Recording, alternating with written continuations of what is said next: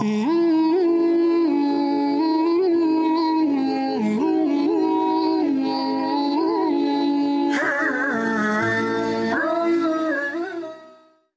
Assalamualaikum warahmatullahi wabarakatuh, Ustaz.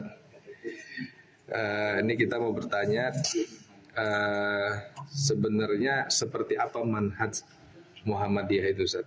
Kan hari ini ada tagline mengawal, merawat manhaj Muhammadiyah. Nah, pertanyaan kita nih dari yang muda-muda, sebenarnya manhaj Muhammadiyah itu sendiri seperti apa, Ustaz?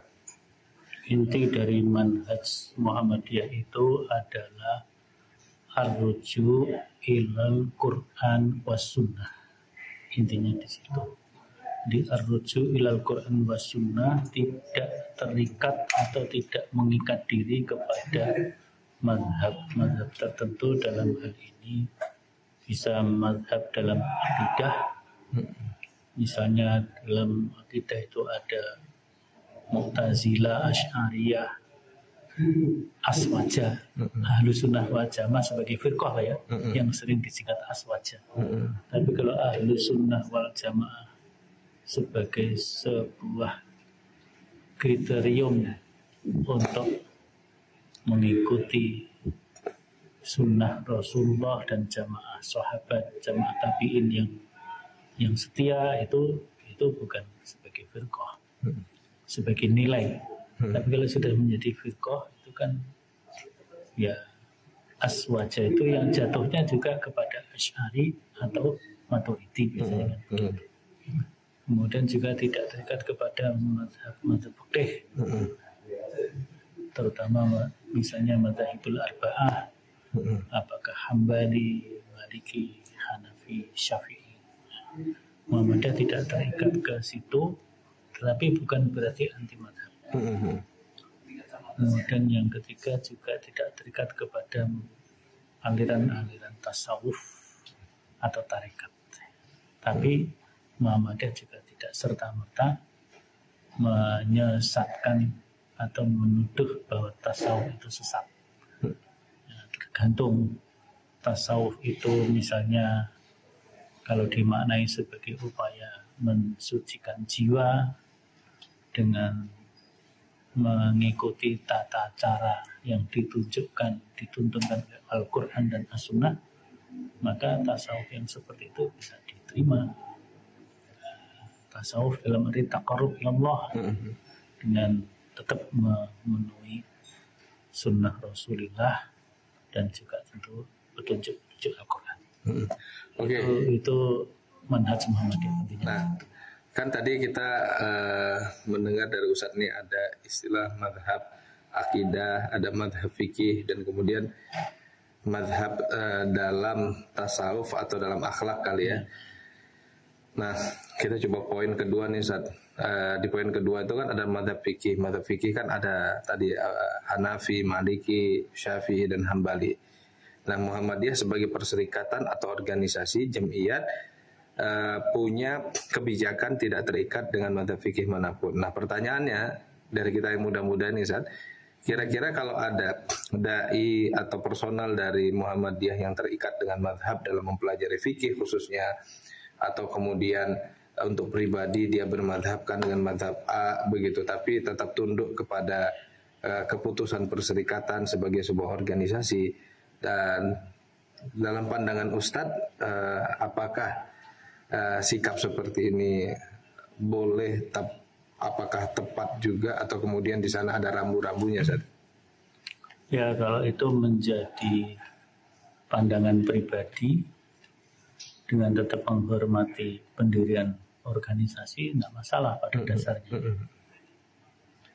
Tetapi tentu akan lebih bagus, lebih afdal yang mengikuti manhaj yang sudah ditetapkan, diputuskan, disepakati dalam persyarikatan. Dalam hal ini majelis tarjih kan berpandangan kalau dalam fikih Muhammadiyah itu lebih kepada merujuk kepada manhaj, bukan madhab qaul, tapi manhajnya. Mengkaji Syafi'i, mengkaji Hambali, mengkaji Hanafi, mengkaji Maliki, itu manhajnya seperti apa?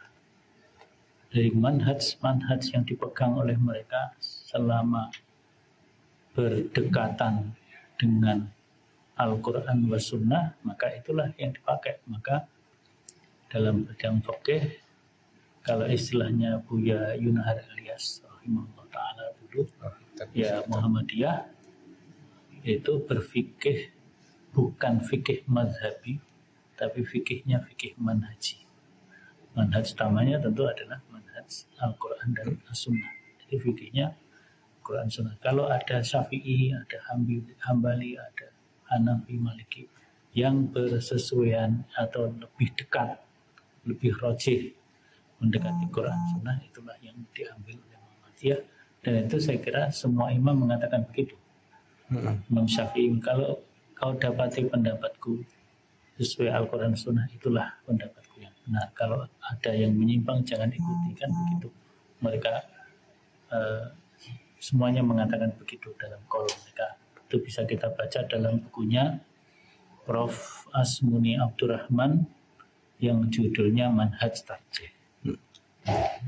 Oke, kita beralih ke poin ketiga nih, masalah tasawuf ya atau akhlak. Ini ada dialog yang kita bisa temukan dalam buku Mau'izatul Mu'minin antara Syekh Jamaluddin Al-Qasimi yang secara manhaj ini sama dengan Muhammadiyah karena salah satu ulama pembaharu ya kalau istilah kita ya.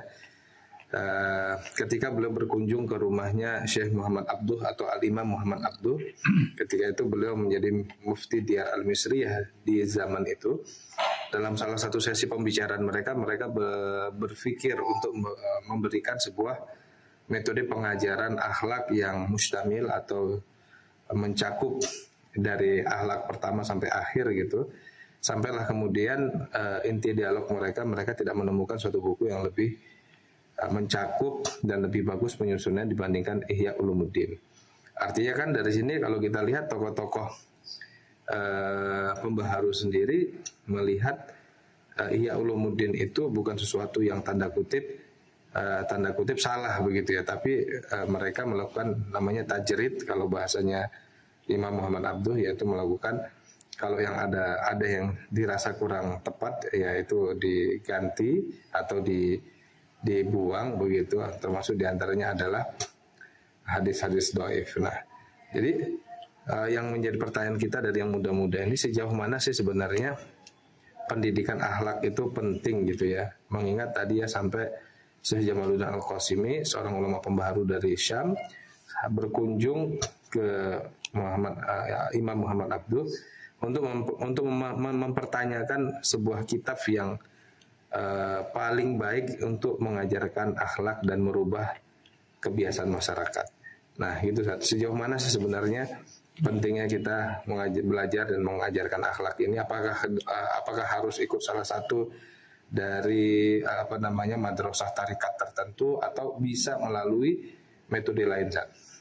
Kalau kita melihat apa yang dilakukan oleh Kiai Haji Ahmad Dahlan, Kiai Dahlan membaca kitab Ihya Ulumuddin itu, bahkan kata-kata yang ada di dalam Ihya Ulumuddin untuk menanamkan jiwa keikhlasan kepada para kader Muhammadiyah generasi awal dulu. Misalnya beliau mengutip dari kitab Ihya Ulumuddin itu perkataan annasu kulluhum mauta atau halaka illal ulama wal ulama mutahayyirun illal amilun wal amiluna ala wajalin illal mukhlisun. Itu untuk menanamkan jiwa keikhlasan yang itu sebenarnya inti daripada penanaman akhlak. Jadi Ihya Ulumuddin dipelajari tapi dengan melakukan sintesa dengan pandangan ulama-ulama yang lain seperti Ibnu Taimiyah, Ibnu Qayyim Al-Jauziyah. Misalnya Ibnu Qayyim ada kitab Madarijus Salikin sebagainya. Itu mungkin apakah Kiai Dahlan membaca itu apa enggak, tapi Kiai Dahlan membaca beberapa kitab Ibnu Taimiyah, di antaranya juga At-Tawassul wal Wasilah dan lain-lainnya.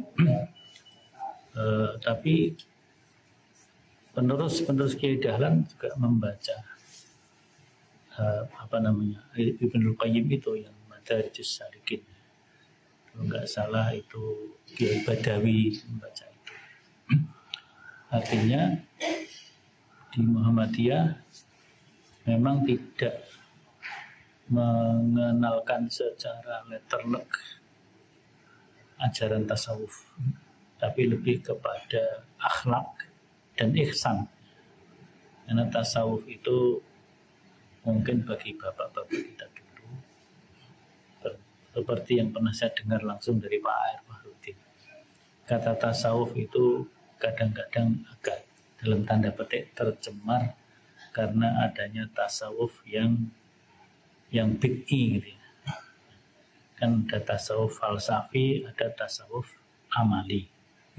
Tasawuf falsafi itu sendiri banyak sekali dipengaruhi oleh filsafat Yunani yang kemudian melahirkan tasawuf yang menyimpang dari akidah, seperti ada wahdatul wujud, ada bahkan dari wahdatul wujud menuju wahdatul adyan, kesatuan agama-agama, itu nanti menjadi problem dalam akidah.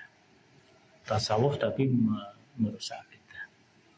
Nah, sedangkan yang tasawuf amali sendiri ada amali itu, ada amal yang sunni sesuai dengan sunnah, tapi ada yang bid'i yang tidak ada tuntunan, tidak ada rujukan marojiknya, la aslalahulah dalam ilmu hadis. Maka Muhammadiyah lebih kepada ihsan. Bagi dalam hadis sudah dijelaskan ihsan untuk melahirkan akhlak yang mulia, yang tinggi itu anta'budallah ka'annaka tarahu fa illam takun tarahu fa innahu yaraka. Itu saya kira yang ditanamkan oleh Kiai Dahlan, juga para pemimpin Muhammadiyah masa lalu dan insya Allah juga masa sekarang dan yang akan datang. Oke, ini kita terima kasih banyak kepada Ustaz Samsul, Wakil Ketua Majelis Tabligh Pimpinan Pusat Muhammadiyah. Tidak berasa kita sudah berdialog dengan beliau 12 menit lebih ya. Makasih banget Ustaz. Ya, Assalamualaikum warahmatullahi wabarakatuh. Waalaikumsalam.